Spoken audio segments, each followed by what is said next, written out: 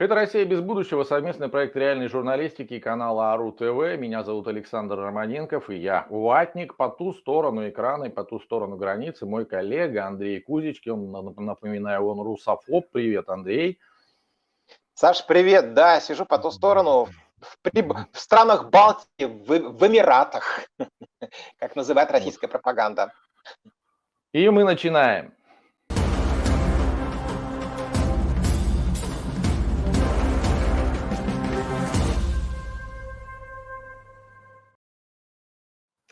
Начать предлагаю с вопроса, который, как мне кажется, в первую очередь все-таки ударит, в очередной раз больно ударит по россиянам.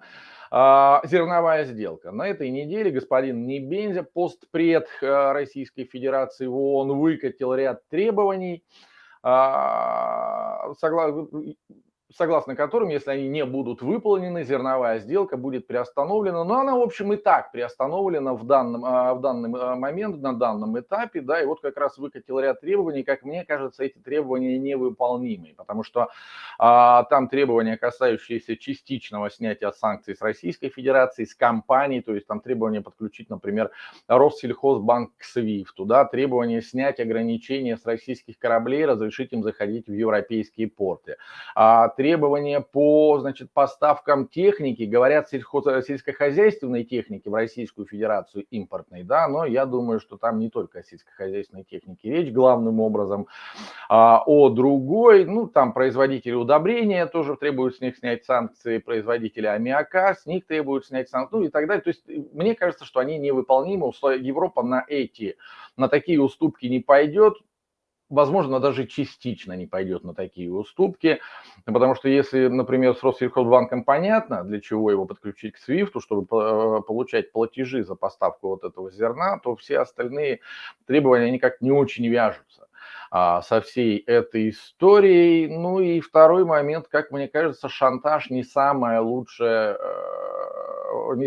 способ ведения бизнеса, а мы оказались в той ситуации, сейчас наблюдаем за такой же ситуацией, которую наблюдали год назад, когда точно так же шантажировали только Евросоюз газовым вентилем, и в конце концов просто Евросоюз от этого устал, потому что огромное количество стран, конечно, зависели от этого газа, надоело и сказали, ну идите вы со своим газом тогда лесом, мы найдем какие-нибудь обходные пути, не Россия не одна добывает на планете газ и нефть, как-то что-то где-то придумаем, и ведь придумали, то есть и прошлую зиму не замерзли. И вот на данном этапе, насколько я понимаю, там хранилища европейские заполнены там порядка почти на 90%, причем настолько, видимо, уже отладили эти логистические цепочки, альтернативные поставки откуда-то, я не знаю откуда, если честно, но, видимо, настолько все вот серьезно, что вот на этой неделе, по-моему, глава Европарламента заявил, что цены на газ для европейских потребителей будут постепенно снижаться, они уже начали снижаться и будут продолжать снижаться. Значит, видимо, ну вот все хорошо. То есть Европа нам показала, что без российского газа они обойдутся, а вот мы-то этот рынок потеряли, как мне кажется, навсегда. Доигрались, дошантажировались. Вот. И вот сейчас похожая ситуация разворачивается с этой самой зерновой сделкой. Опять, повторюсь, начали заниматься шантажом, причем целая Африка у нас теперь в заложниках, потому что они от этого зерна зависят, им деваться некуда, им людей надо как-то чем-то кормить. Зима вот уже наступает, причем главы африканских государств несколько раз задавали эти вопросы, и Владимиру Путину лично говорили, точно будет зерновая сделка, это было еще прошлой весной, он лично заверял, не какая-нибудь Захарова об этом говорила, а лично Путин давал заверение, давал слово, что не переживайте, зерно получите. Затем летом этих же лидеров африканских государств он приглашал сюда, в Россию, на саммит, и снова ему задавался этот вопрос. Нам есть повод беспокоиться, искать какие-то альтернативные поставки. И Владимир Путин опять лично заверял глав африканских государств, не беспокойтесь, свое зерно вы получите вот сейчас в моменте, на данном этапе, когда, по идее, вот это самое зерно, груженные корабли уже должны плыть в сторону Африки. Опять началась вот эта вот игра «я не я, буду не буду, хочу не хочу», а повторюсь, люди зависят. И в конце концов я вот опасаюсь такой, что мы можем оказаться в такой ситуации, что махнут на нас эти африканские государства рукой. Понятно, что без зерна они не останутся, потому что ни одна Россия на планете это зерно производит. Где-то найдут какие-то альтернативные пути, но будут утрачены отношения со многими африканскими государствами, испорчены. И, кстати, с азиатскими тоже. Вот буквально сейчас на днях, да, там позавчера закончился азиатский форум экономический, и ведь азиаты тоже наблюдают за происходящим, они все это видят, и они нас смотрят и скажут, да ё-моё, как с ними дела-то иметь?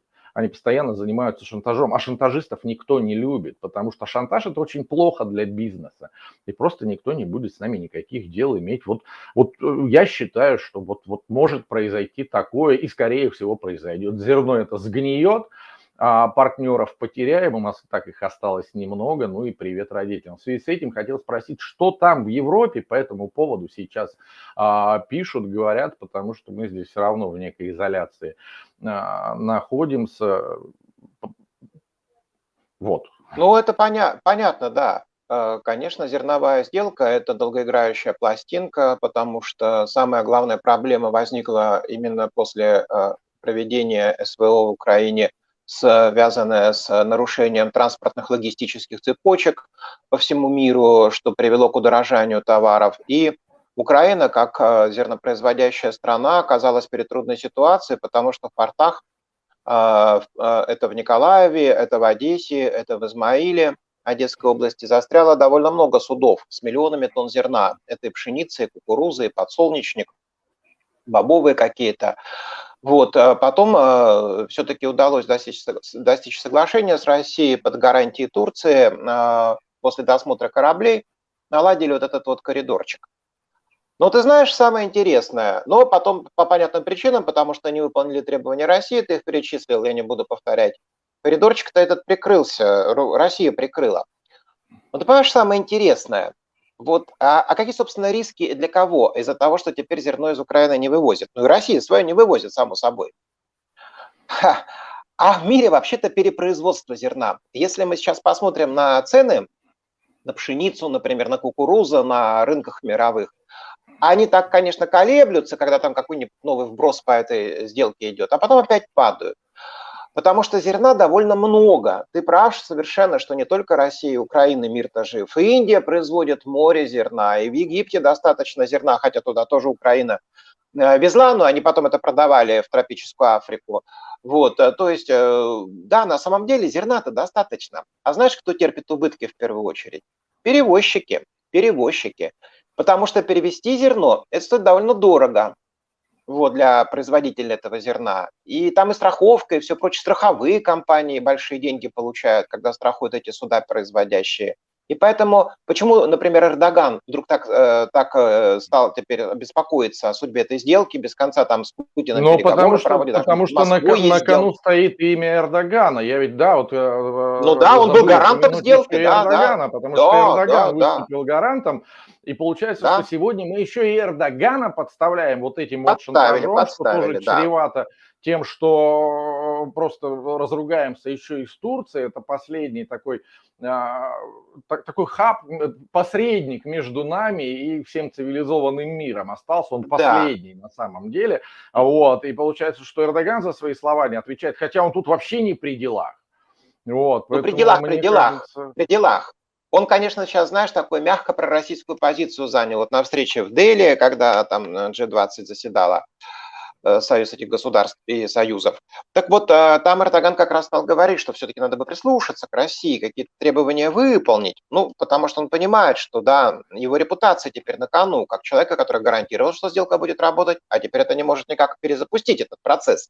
То есть Украина, конечно, храбрится, делает там вид, что все, вот все равно там один корабль ушел, второй ушел. Ну, это, конечно, единичные какие-то такие случаи.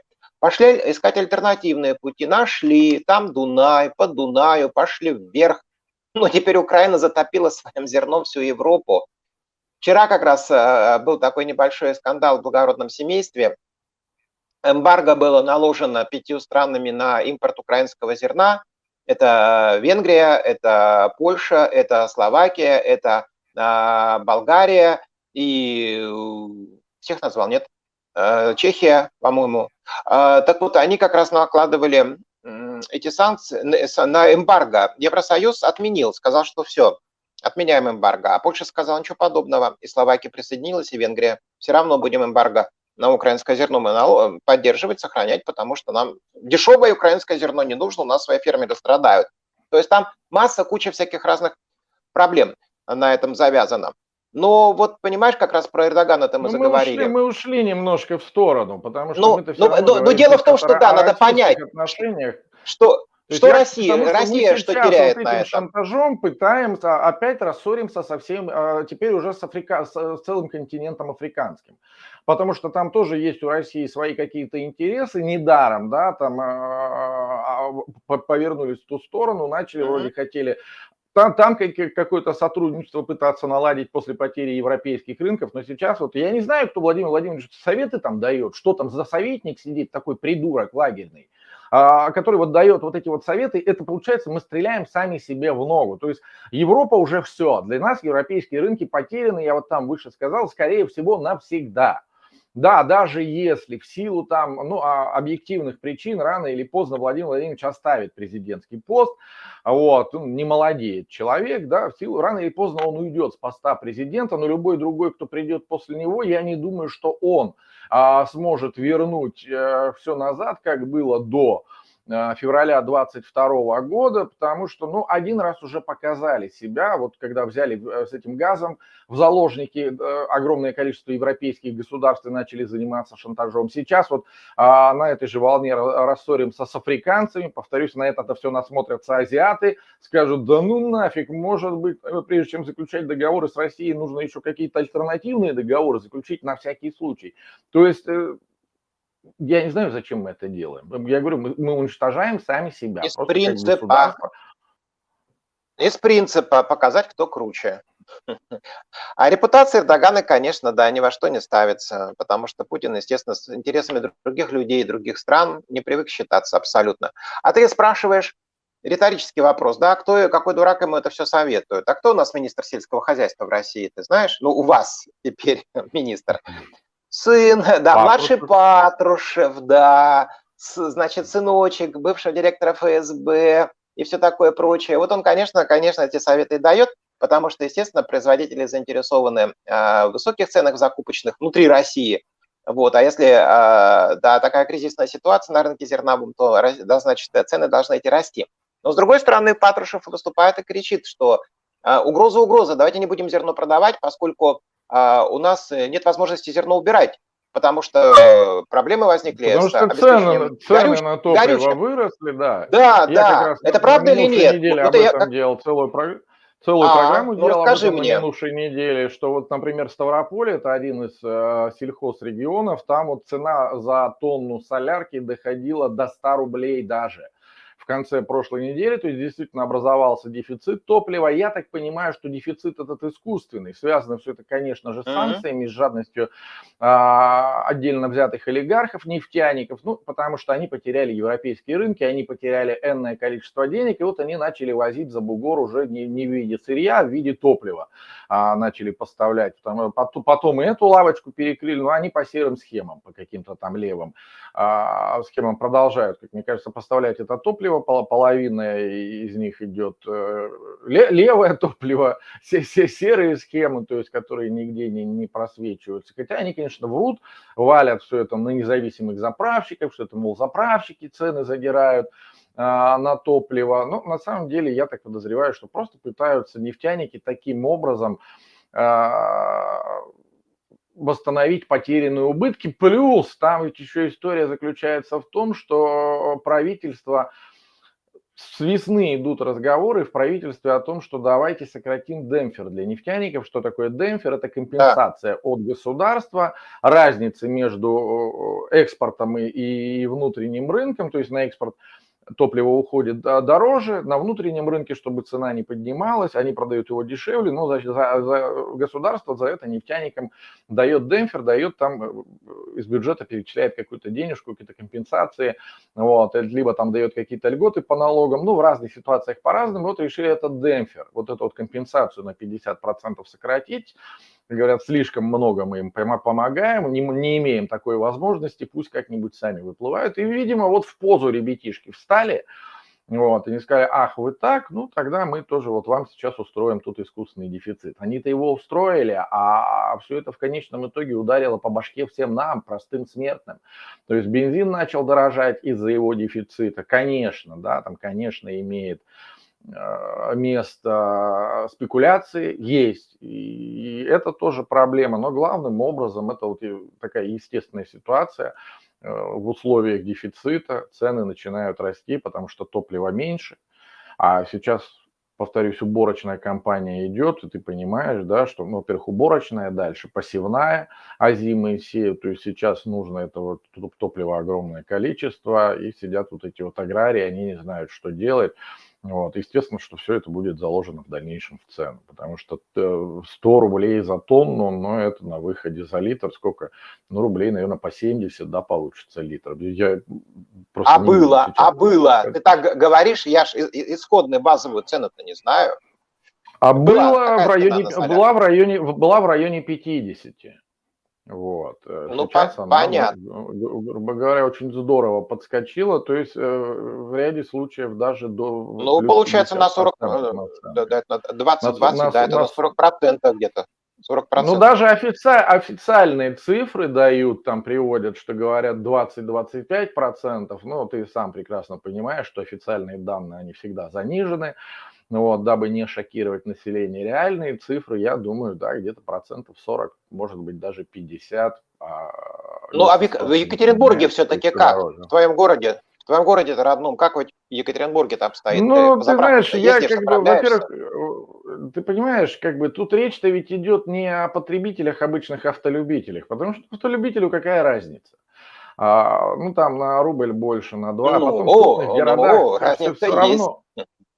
Все равно в крупных городах стараются, ну, как-то вот цену особо не задирать, контролировать, потому что, ну, это чревато каким-то недовольством. Да тут вот у нас выборы проходили, никому это не надо, я имею в виду местные выборы. Вот, поэтому там, да, есть запасы какие-то в любом случае. Для крупных городов-миллионников есть какие-то запасы, которые стоят, их там хватит на определенный какой-то промежуток времени. Тем более, что объявлено было, ведь как это все обстряпали нефтяники, объясняют, почему образовался дефицит, потому что НПЗ, нефтеперегонные заводы, якобы на ремонт, встали все разом, представляешь, все сразу заводы по стране вдруг решились ремонтироваться этим летом, поэтому вот объем производства топлива упал. Ну и я так понимаю, что крупные города под это дело все равно запаслись и не дают здорово повышать. А вот маленькие регионы, вот у них там проблема, и вот то, что Ну, в касается Крыму тоже производства проблема. фермерских хозяйств. В Крыму тоже проблема. Я читал выступление там главы Крыма, так называемого главы, что осталось в Крыму запасов дистоплива на 5 дней, а бензина на 12. Там и с логистикой, Не, ну конечно, у них понятно, проблемы очень что это большие. дистопливо найдется рано или поздно, потому что дефицит, повторюсь, искусственный. Вопрос в том, по какой цене оно будет, это дистопливо, Ну да. продаваться, а А это же цена на цепочка потом топливо, пойдет на все продовольствие. это всегда цена на все остальное, то есть вот на телефоны, пожалуйста, там, я не знаю, на расчески, Ну, в первую на очередь все, то есть на хлеб, она за собой на потащит. мясо.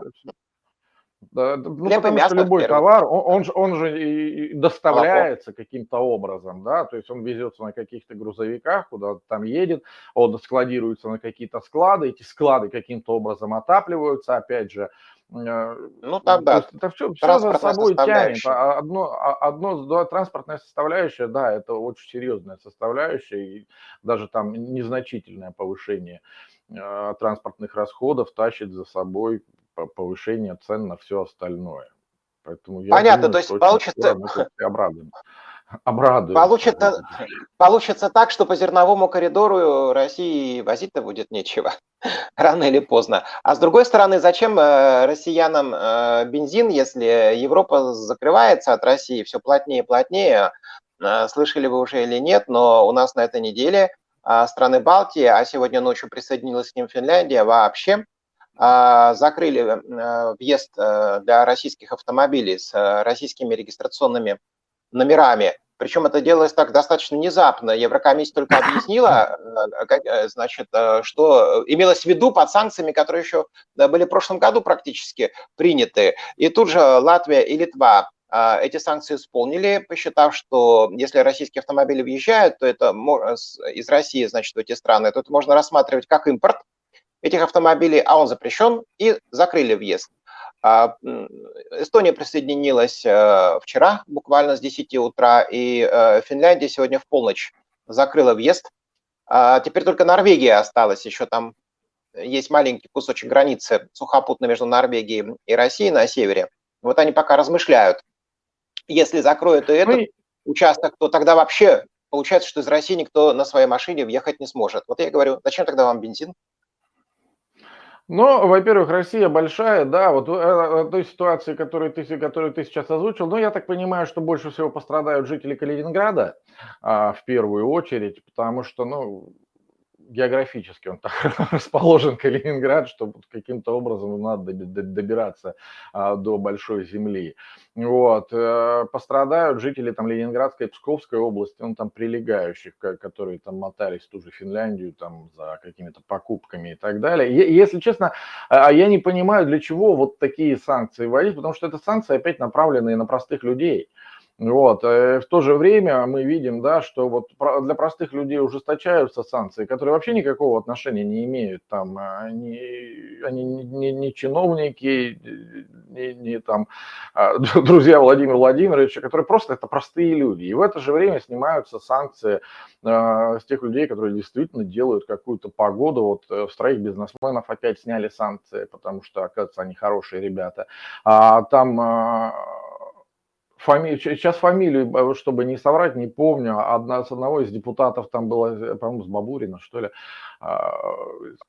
Не буду, чтобы не соврать, были сняты санкции, потому что ему надо было выехать там на лечение куда-то за границу. То есть, ну, с тех людей, которые действительно, вот против которых, наверное, они должны быть направлены, вот с этих людей санкции снимаются. То есть они продолжают жить, как ни в чем не бывало, они продолжают ездить там в ту же Европу, в отношении них все хорошо, для них ничего не изменилось. А вот простые люди, им просто ужесточают, ну, усложняют жизнь, скажем так.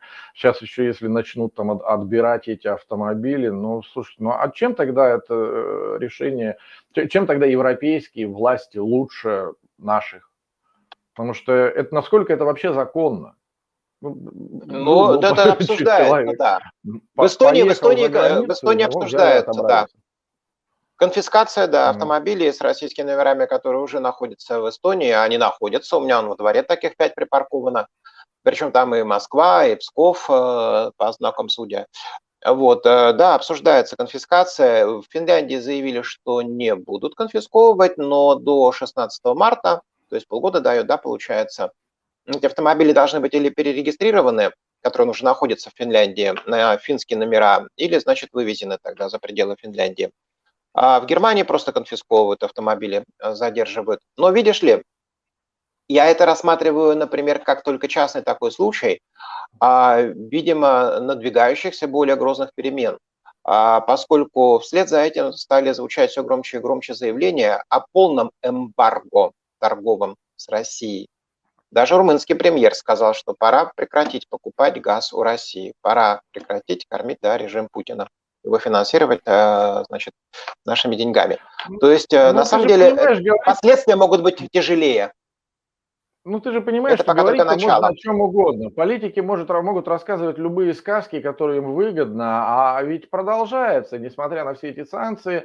Просто теперь по другим схемам все идет абсолютно нормально. Вот эта вот торговля, она никуда не девалась. Просто там поставки идут через другие страны. И люди продолжают, повторюсь, кому надо, как ездили, так и ездят в эту Европу. Кому надо, как торговали с ней, так и торгуют. Это же не очень сложно, да, зарегистрировать там какую-нибудь фирму «Колобок» где-нибудь там на условном Кипре. Вот. И, в принципе, нет такого закона, который нельзя обойти. Просто, да, усложняться эти схемы, люди будут нести убытки. Вот простой тебе пример, да, приведу. У меня брат фермер занимается тем, что он цветы выращивает. он к политике никакого отношения не имеет. Посадочный материал он закупает в Голландии. Ну, к сожалению, в России никто не производит посадочный материал. У нас вот такая вот... Все это связано, конечно, с банковским сектором. Никто не хочет давать кредиты фермерам, потому что это очень сложный рынок. А для того, чтобы прорастить одно семечко, нужно там 3, 4, 5 лет, то прежде чем вот из него вырастет хороший цветок. И при наших банковской политике, при нашей, этого делать просто невыгодно. Ни один банк на такой долгий срок тебе не даст кредиты, да, причем ты же не получаешь прибыль, ты там 5 лет выращиваешь, ты его не продаешь, только через 5 лет ты первую прибыль получишь. Вот, а кредиты надо платить, поэтому никто не хочет с этим связываться. Вот он возил всю дорогу семена из Голландии, он и сейчас их продолжает возить, но теперь у него очень сложные какие-то схемы, да, во-первых, надо как-то деньги отправить за границу, потом как-то вот получить эти семена оттуда там через третьи, десятые руки, и в конце концов это просто сказывается на конечной цене продукта, вот и все.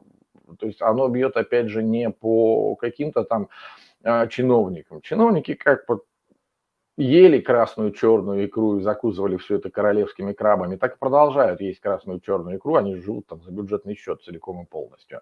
Вот. Оборотная сторона, да, санкций. Оборотная сторона санкций. Простые Я читал, что в смертные, России да. крабы подешевели. Ты не ел еще крабов? Говорят, да, крабы подешевели зато в России, именно потому что некуда их продавать. Пошли на внутренний рынок. А в Москве, например, за полгода потребление икры выросло на 11%. Ты как там уже ешь? Ну, это в Москве. Вы там еще не едите черную икру ложками, потому что некуда везти ее. Не, на самом деле, вот недавно покупал красную икру, действительно купил килограмм. Вот. Ну, ты знаешь, цены с прошлого года не упали, несмотря на то, что рассказывают сказки, что вот, цены там серьезно упали. Я вот ее как в прошлом году покупал на Новый год 5,5, по-моему, тысяч. Ну, там под Новый год цены подрастают. В этот раз вот купил 5,400. То есть никуда они не упали, не знаю. Но все равно, с учетом инфляции, может быть, даже это и ниже стало. Но в любом случае все, получается, идет к тому, что отношения Европы с Россией сворачиваются по всем направлениям. Это и зерновая сделка, то, что мы с тобой говорили. Да, это, конечно, и рынок топлива находится под большим давлением санкционным. Ну, теперь вот еще и первая ласточка, я думаю, более серьезных торговых эмбарго со стороны Европы, это, конечно, запрет на ввоз российских автомобилей. Так что пока ничего такого хорошего, чтобы свидетельствовало, что у России есть будущее, в мире не происходит, к сожалению. К сожалению, да, мы стреляем сами себе в ногу, к сожалению, мы сечем сами себя. Вот в большей степени, вроде как чиновники нам рассказывают сказки, что это вот чтобы им было плохо, а плохо-то получается только вот нам в первую очередь. И вот я там недаром в самом начале сказал, что, но скорее всего мы европейские рынки утратили, ну, навсегда, по крайней мере, в тех объемах, в которых мы работали, вот эти вот надолго, а по каким-то позициям даже навсегда, и вот это вот очень печально. То есть надо развиваться, а мы делаем все с каждым днем все больше и больше шагов назад. Есть, конечно, такая хорошая поговорка, иногда надо сделать шаг назад, чтобы потом сделать 2 шага вперед, но тут слишком сильно, слишком далеко назад уже ушли. Назад ушли, оттуда выкарабкиваться будет, я думаю, что сложно. Этот путь будет сложен и тернист. Вот как-то так. Ну и на этой оптимистичной ноте, да, не оптимистичной даже, я бы сказал, я предлагаю откланиваться, а то мы уже слишком долго сидим в эфире. Это была «Россия без будущего». Меня зовут Александр Романенков. По ту сторону экрана и границы мой коллега Андрей Кузичкин. Андрей, тебе слово и закрывай программу. Да, конечно, как всегда мы поговорили о вещах печальных, но все-таки будем верить в лучшее. Все в наших руках. Хотим, чтобы у России было будущее. Надо сделать. Все, пока. Пока. Счастливо всем.